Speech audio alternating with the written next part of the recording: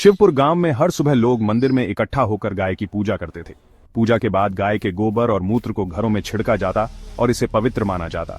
अर्जुन, जो शहर से लौटकर गांव आया था, इस परंपरा को देखकर हैरान था।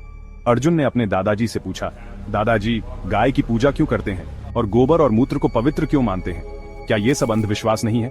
दादाजी गंभीर स्वर में बोले, बेटा, यह अंधविश्वास नहीं है, इसके पीछे कुछ ऐसा है जो विज्ञान भी नहीं समझा पाया। अगर सच जानना चाहते हो तो आज रात मंदिर आओ। अर्जुन को यह बात अजीब लगी, लेकिन उसने दादाजी की बात मानने का फैसला किया। आधी रात को अर्जुन मंदिर पहुंचा। दादाजी पहले से वहां मौजूद थे।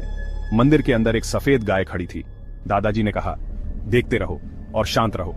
अर्जुन ने देखा कि गाय अचानक मंदिर के बीच में खड़ी हुई और उसकी आंखें चमकने लगी।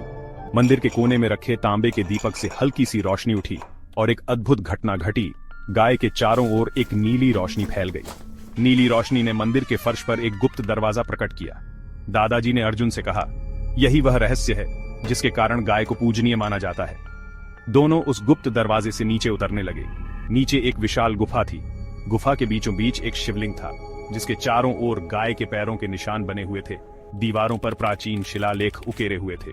दादाजी ने कहा, यह शिवलिंग कोई साधारण पत्थर नहीं है, यह रेडियोएक्टिव ऊर्जा का स्रोत है। हजारों साल पहले हमारे पूर्वजों ने इस ऊर्जा को नियंत्रित करने का तरीका खोजा। गाय के गोबर और मूत्र में ऐसे गुण हैं जो इस ऊर्जा के दुष्प्रभाव को निष्क्रिय कर देते हैं। यही कारण है कि इसे पवित्र माना जाता है। अर्जुन ने हैरानी से पूछा, तो इसका मतलब यह धार्मिक परंपरा नहीं बल्कि एक वैज्ञानिक उपाय है?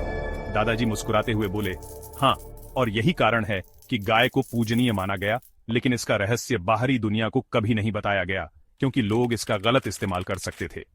अर्जुन इस रहस्य से चकित था। वह जब गुफा से बाहर निकला तो उसने देखा कि मंदिर के चारों ओर गांव वाले इकट्ठा हो गए थे। दादाजी ने कहा, अब यह रहस्य तुम्हारे पास है। इसका सही इस्तेमाल करना और इसे पवित्र रखना तुम्हारी जिम्मेदारी है। अर्जुन ने वादा किया कि वह इस परंपरा को आधुनिक विज्ञान के साथ जोड़कर दुनिया के सामने पेश करेगा, लेकिन इस ऊर्जा के गलत उपयोग से इसे बचाएगा।